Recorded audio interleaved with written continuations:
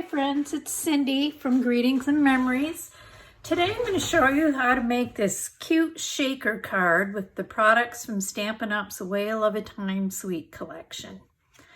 Now for those of you who are participating in my World Card Making Day virtual stamp camp, you would have received this package of supplies in the mail. And just to go over what we have in there, you would have gotten a sheet of Stampin' Dimensionals and a Whisper White medium envelope that we'll set aside until later, a Pool Party cardstock card base. We have a layer that I pre-punched with the 2 1/4 inch punch and embossed for you with the Seabed embossing folder, and of course our nifty new Stampin' Cut and Emboss machine. So that was done for you. We have a square of clear window sheet, a square of one of the papers from our Whale of a Time Designer Series paper set, a scrap of white cardstock, and some of the sequins from the Whale of a Time collection. So what we're going to start off with is making our shaker.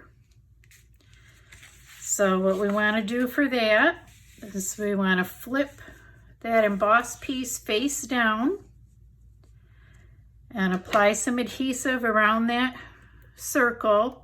Now, if you don't have Stampin' Seal adhesive or something similar, you can certainly just tape that down with Scotch tape too. But I am going to go ahead and run some Stampin' Seal around the edges here. Give it a little nudge there.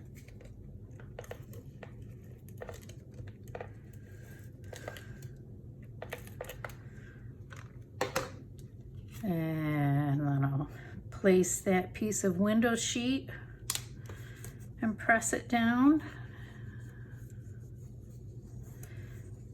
And now here's the fun part for making the shaker card. I want you to take that sheet of Stampin' Dimensionals and snip in to each of the 4 corners.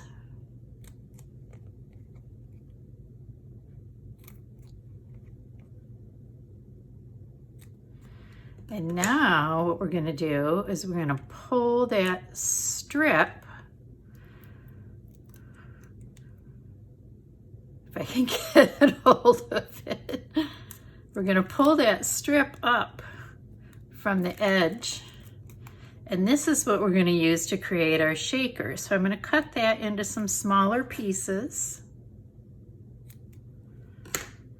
and place those just beyond the edge of our circle there so they don't show.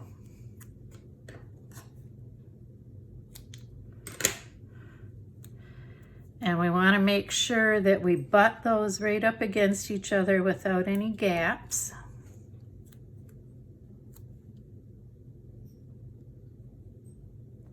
Because this is what's going to hold your sequins in place for the shaker card. So if you have gaps, your sequins might escape, and we don't want that to happen.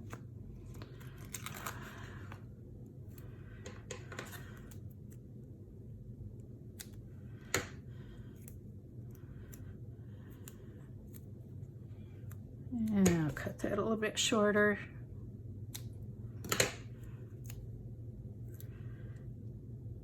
So we just want to make sure that doesn't show in the window when we flip it over, and that we have everything buttered right up there so there are no gaps.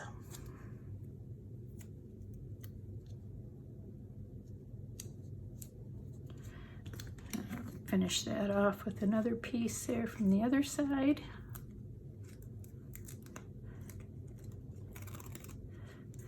Now Stampin' Up does offer adhesive foam strips, but hey, I'm all about using the least amount of products, so I always have Stampin' Dimensionals on hand And this is one way that I can use what I already have instead of having to get a specialized product. So, okay. Kind of stick this back in here out of the way. Now that I have those dimensional strips all the way around my shaker card window, I'm going to go ahead and empty those sequins into that space. And at this point, you'll want to save aside like 3 to 5 of these little sequins so you can put them on the front of your card later on. So I'm going to get an assortment of sizes there and set those aside for later on. Okay, now that I have my sequins in there, I'm going to go back and peel the backing from those strips.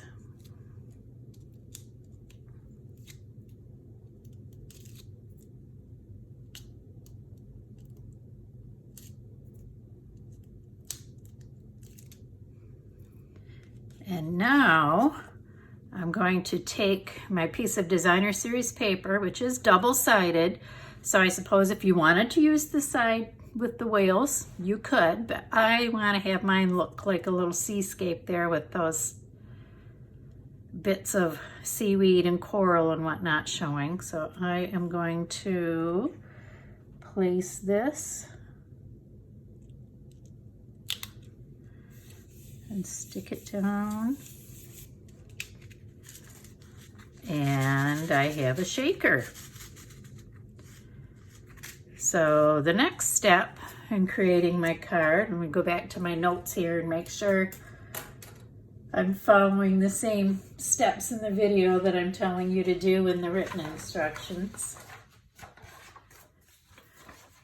Which, for those of you who are participating in my World Card Making Day Stamp Camp, if you go to the files at the top of that private Facebook group, you'll find the downloadable PDFs. If you are watching this later on my blog, I will include the written instructions in the blog post. But okay, now that we have our shaker made, we'll go ahead and turn it back face down again and add some Stampin' Dimensionals in each corner here. Tuck them under there so they're not going to show on the front. I'll add a couple more just because I don't want it to cave in when I put it on my card front.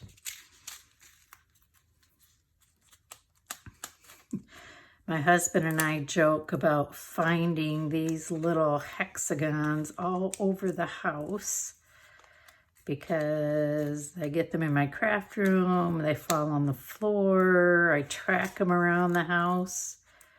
They say this is, they joke about glitter being the herpes of the craft world. Well, I think Stampin' Dimensional hexagons might be a close second. But okay, now that I have the adhesive exposed on those dimensionals, what I want to do is I'm going to try to line this up with the bottom and top edge and kind of center it so I have equal spaces on each side and stick that down to my card front. See how we're coming along there? Okay, now we're going to get into the stamping.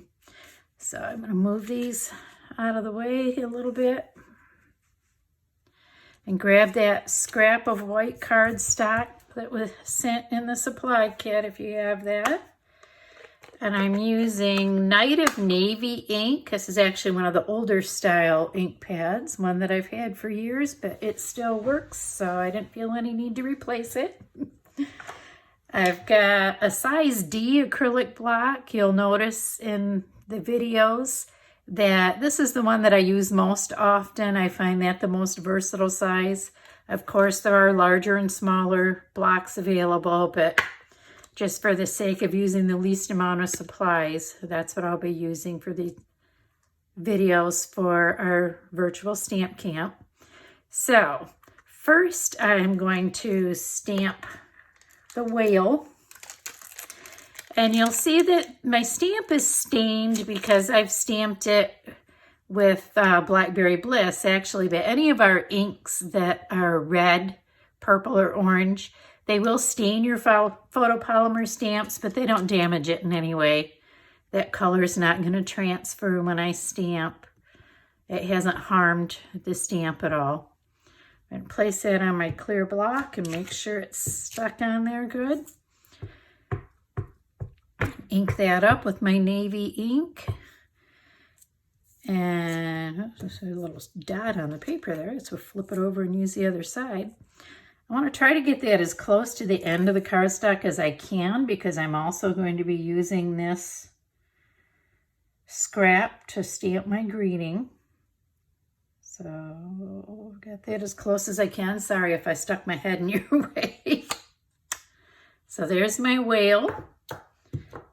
And you know what I did? I forgot to get my stamp cleaner handy here before I started. So since I'm not going to run to the sink and wet my Stampin' Chamois, I'll just grab one of my old Stampin' Scrubs out of the drawer here and spray that with some Stampin' Mist cleaner. And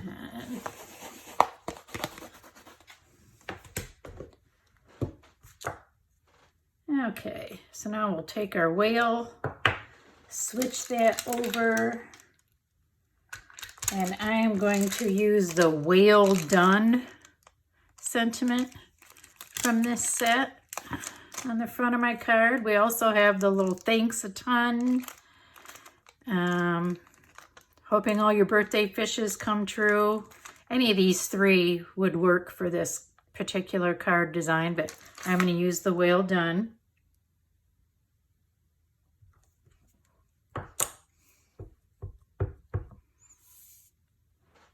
And you can see here, one of the reasons why we usually recommend that you use the smallest block that your stamp will fit on is so that you don't end up with ink on your block. So now I'm going to have to be careful not to transfer any of that ink onto my project.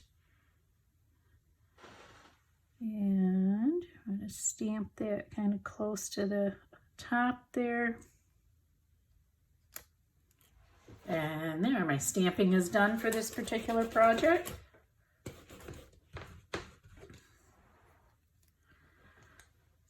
Block out of the way.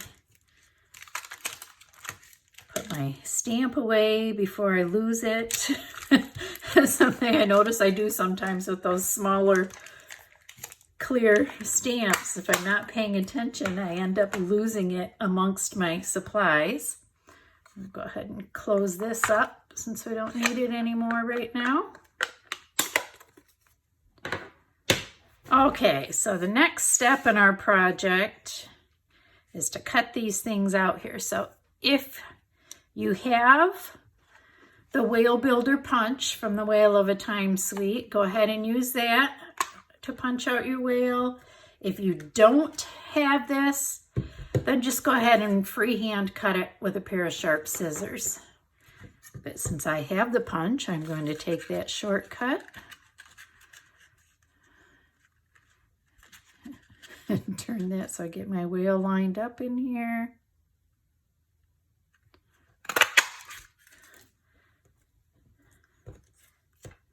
Punch him out.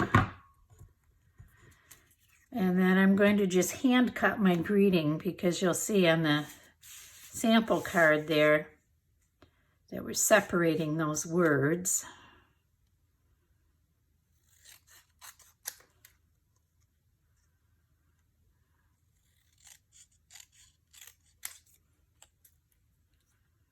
And I'm not worried about getting it all straight and perfect, because the letters in that word are actually not straight and perfect anyway.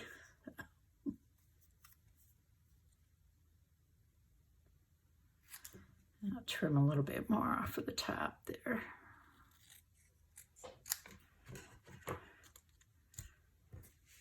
Okay, So now we want to adhere those pieces to the front of the card. And I'm going to go ahead and use some liquid glue for this part. And I don't want to put the glue all the way to the end of the tail because I'm going to have it kind of overhanging a little bit there. And it doesn't take much of the glue. And I'm going to place that, like I said, I want the tail overhanging a little bit, but not off the edge of the card.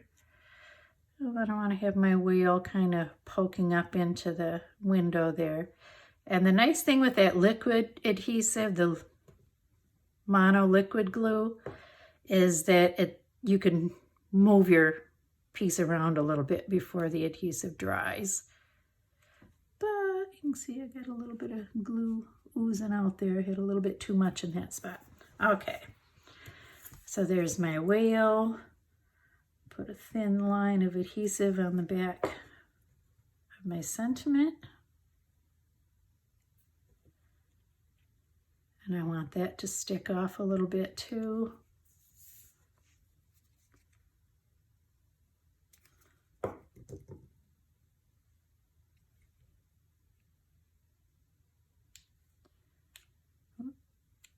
And then the last thing I want to do is I want to add a few sequins to the front of my card, and this is where the liquid glue works really well. I'm just going to place a few dots of glue on here.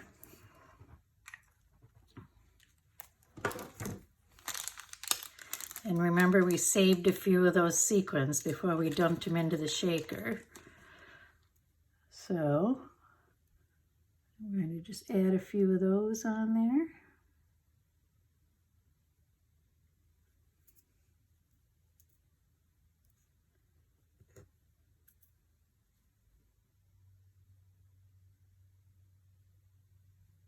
And let's see, I'll do that smaller dark blue one there by the top. Oops, doesn't want to come loose from my finger.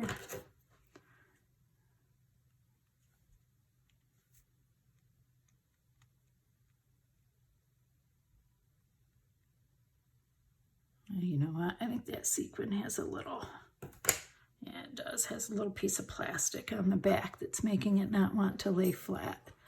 So we'll just swap that for a different one. Okay, and there you go, that card is done.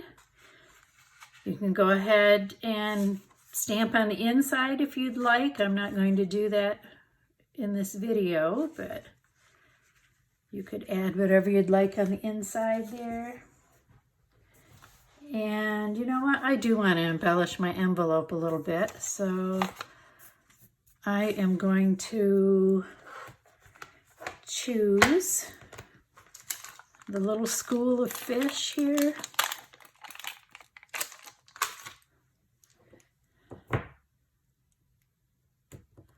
Open that navy ink pad back up again.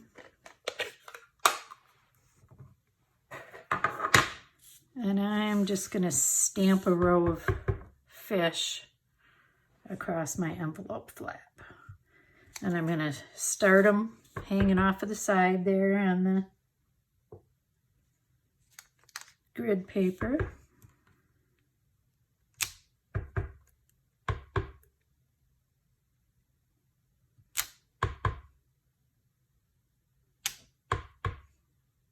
I'll stamp over top of that one since it didn't come out real clear. There, and just something simple like that just gives your project a little extra oomph. But there you go. That wasn't too difficult, and I think it's safe to say that that would be a card that your friends would be pretty impressed to receive, to know that you made that yourself. So there we go. There's our Whale of a Time Shaker card. Thanks for joining me. If you have any questions, be sure to shoot me a message. If you're interested in purchasing any of these products, you can find them at cindylyon.stampinup.net, or you can check my blog for the written instructions, and that is at greetingsandmemories.com. Thank you.